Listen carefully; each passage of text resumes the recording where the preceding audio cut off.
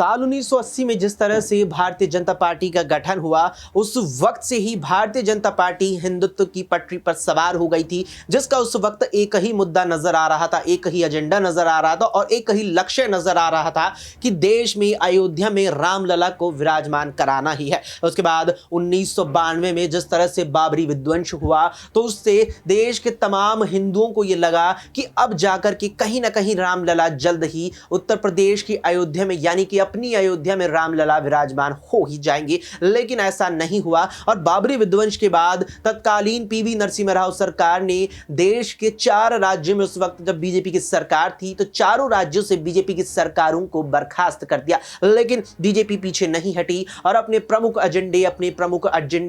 प्रमुख मुद्दे पर बरकरार रही और अपने हिंदुत्व की पटरी पर अपनी इस गाड़ी को लेकर चलती चली गई। और फिर आखिरकार वक्त आया साल 2019 का, जब भारतीय जनता पार्टी के इस मुद्दे पर मुहर लगाई सुप्रीम कोर्ट ने एक फैसले के रूप में कि हां, अयोध्या में अब जो विवादित जगह है, उस पूरी जमीन पर, उस पूरी जगह पर रामलला ही विराजमान होंगे, राम मंदिर ही बनेगा। और अब उसके बाद तारीख आ चुकी है 22 जनवरी 2024, जब रामलला की प्राण प्रतिष्ठा अयोध्या में होने जा रही है। लेकिन गौर करने वाली बात यह है कि जब यहां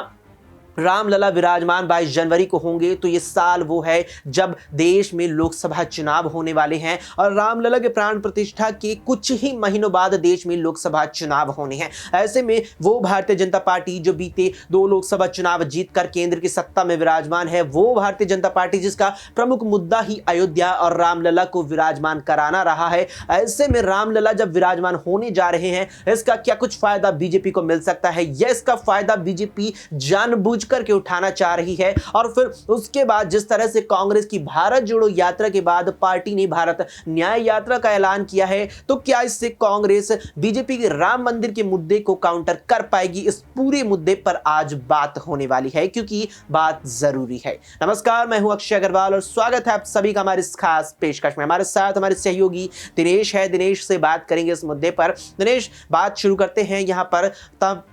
तमाम सवालों में से पहले सवाल पर कि जिस तरह से अब 22 जनवरी को रामलला की प्राण प्रतिष्ठा होने वाली है, क्या इसका 2024 के लोकसभा चुनावों में बीजेपी को सीधा फायदा मिलने वाला है? देखिए, फ़ायदा इसमें निश्चित तौर पर मिलने वाला है और यहाँ से जिस तरीके से बीजेपी ने अपने जो एजेंडा था, चुनावी घोषणा पत्र था, उसमें 2019 के लोकसभा चुनाव में इस चीज़ का जिक्र किया था कि आने वाले 5 सालों में हम अयोध्या में श्री राम जन्मभूमि ट्रस्ट के अंतर्गत आने वाले रामलला मंदिर का यहाँ पर निर्माण करेंगे। और ऐसे में 2019 में जिस वक्त चुनाव संपन्न हुए और एक तरीके से कश्मीर से पहले धारा 370 हटाई गई और उसके बाद जो 5 जजेस की बेंच थी, उसने फैसला किया कि राम मंदिर के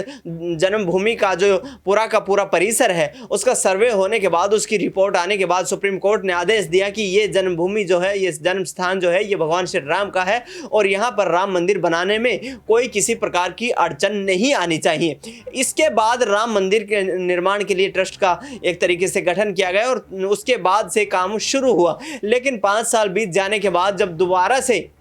लोकसभा चुनाव का वक्त अब से कुछ ही महीने बाकी हैं और इसके बाद लोकसभा चुनाव संपन्न करवाने की एक तरीके से कोशिश में रहेगी सरकार, तो यहाँ पर बीजेपी के द्वारा इस मुद्दे को जोर शोर से उठाया जाएगा। क्योंकि जिस वक्त भारत में राम मंदिर नहीं था, उस वक्त जब बीजेपी राम के नाम पर इतनी ज़बरदस्त राजनीति कर सकती है, तो क्या यहाँ पर बीजेपी राम मंदिर का जो निर्माण होने के बाद उस मौके को किस आधार पर छोड़ेगी, इसका अंदाज़ा आप सभी को है। और जिस तरीके से राम मंदिर का जो भव्य जो मंदिर बन रहा है, उसका पूरे परिसर का अभी निर्माण पूरा नहीं हुआ है, लेकिन जिस तरीके से आनन फानन में जो प्राण प्रतिष्ठा का कार्यक्रम आयोजित करने की तैयारियां चल रही है, वहां से बीजेपी इस मुद्दे को आगामी 2024 के लोकसभा चुनाव में भुनाने से बिल्कुल भी पीछे नहीं हटने वाली है। बिल्कुल भी बीजेपी इस मुद्दे को आगामी लोकसभा चुनावों में भुनाने से पीछे नहीं हटने वाली है। लेकिन यहाँ पर लगातार विपक्ष का ये कहना है कि बीजेपी अब यहाँ पर पूरी तरीके से धर्म की राजनीति पर उतर आई है। जिस तरह से लोकतंत्र में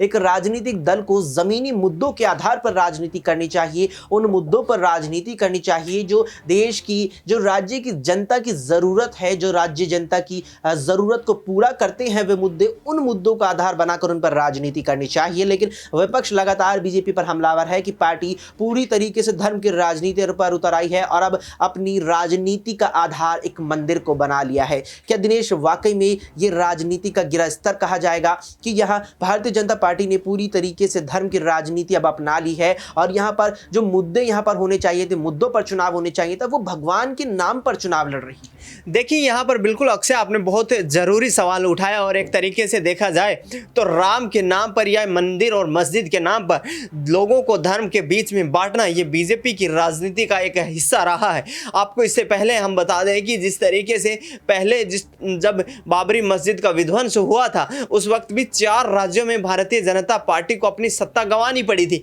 लेकिन मंदिर के मुद्दे पर या धर्म के मुद्दे पर वो उस वक्त भी स्टैंड लेते नजर आए थे। और कहीं ना कहीं ये तमाम लोग जानते हैं कि बीजेपी का जो सियासी एक जो आधार है वो धर्म की राजनीति है और राम के नाम पर यानी कि हिंदू धर्म के नाम पर राजनीति बीजेपी हमेशा से करती आई है। लेकिन अब आपको बता दें कि जिस तरीके से बीते दिनों संसद में हंगामा हुआ, उस हंगामे का एक निचोड़ यदि अक्सर देखा जाए यहां से तो वो एक निकल कर आया कि युवा जो गिरफ्तार हुए उन्होंने कहा कि हम बेरोजगार हैं और सरकार हमारी बात नहीं सुन रही थी, इसके लिए हमें ये कदम उठाना पड़ा। तो क्या देश में इससे पहले जो चुनाव हुए हैं उनमें तमाम बेरोजगारी, महंगाई, काला धन, भ्रष्टाचार जो है, सरकार के खिलाफ एंटी इनकम्बेंसी, तमाम ये जो मुद्दे होते हैं ये क्या छिपते नजर आ रहे हैं, इस पर सबसे बड़ा सवाल उठ गया है। और जिस तरीके से पिछले 10 सालों में बीजेपी ने एक धार्मिक मोड़ दिया है देश की राजनीति को, वो वाकई खतरनाक होने वाला है और आगामी 2024 के लोकसभा चुनाव में हमें इसकी बानगी फिर से एक बार देखने को मिलेगी।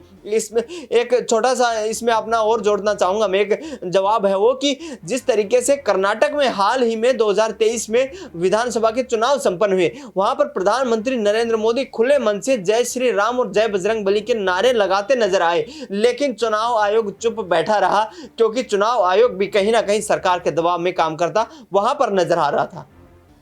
बिल्कुल यहाँ पर सवाल उठ रहे हैं, यहाँ पर इस समय रणनीति पर, इस समय राजनीति पर, इस समय भारतीय जनता पार्टी के मुद्दों पर, क्योंकि जिस तरह से लगातार विपक्ष का कहना है कि मुद्दों पर राजनीति होनी चाहिए, जो देश की जनता की ज़रूरतें हैं, चाहे बेरोजगारी हो, चाहे महंगाई हो, चाहे यहाँ पर अन्य कोई और भी मुद्दा हो, उनको मुद्दा बनाना चाहिए, उन पर काम करना चाहिए। बावजूद इसके भारतीय जनता पार्टी भगवान के नाम पर चुनाव लड़ रही है। लेकिन दिनेश, जिस तरह से यहाँ पर लगातार ही 22 जनवरी का जिक्र है, इस बीच यहाँ एकदम से बड़ी खबर यह आती है कि 27 दिसंबर बुधवार को जब कांग्रेस के द्वारा यह ऐलान किया जाता है कि भारत जोड़ो यात्रा के दूसरे पार्ट या दूसरे भाग्य के रूप में यहां भारत न्याय यात्रा कांग्रेस 14 जनवरी से 20 मार्च तक शुरू करने वाली है, जिसमें पार्टी 14 राज्यों को कवर करेगी पैदल यानी पद यात्रा के जरिए, साथ में बस के जरिए भी। तो क्या अपनी इस यात्रा के जरिए, क्या भारत न्याय यात्रा के जरिए कांग्रेस बीजेपी के राम मंदिर के मुद्दे को काउंटर कर पाएगी? देखिए, इसी साल यानी कि 2023 में भारत जोड़ो यात्रा संपन्न हुई है राहुल गांधी की। और आपको मैं ये भी बता दूं कि इस यात्रा के तुरंत बाद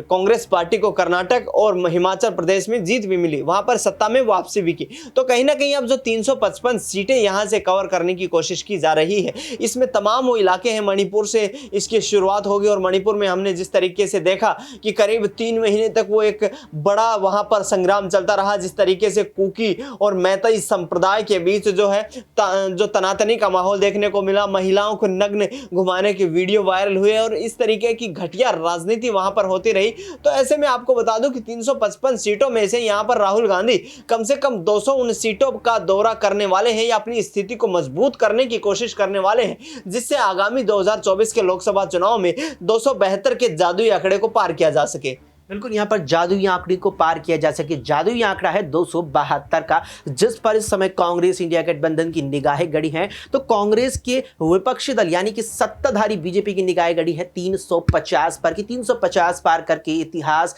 रचने की ओर अपना कदम बढ़ा दिया जाए। अब देखना है यहाँ पर कि 22 जनवरी को रामलला विराजमान हो रहे हैं, प्राण प्रतिष्ठा का कार्यक्रम है, प्रधानमंत्री नरेंद्र मोदी से लेकर विपक्ष के कई नेताओं को आमंत्रित यहाँ पर किया गया है। कितने नेता पहुंचते हैं और क्या कुछ फायदा इसका बीजेपी को मिलता नजर आता है, इस पर आपकी क्या राय है, कमेंट बॉक्स में हमें कमेंट करके जरूर बताइएगा। फिलहाल के लिए इस खास पेशकश में इतना ही। देश और दुनिया की तमाम खबरों के लिए आप देखते रहें SPN 9 न्यूज।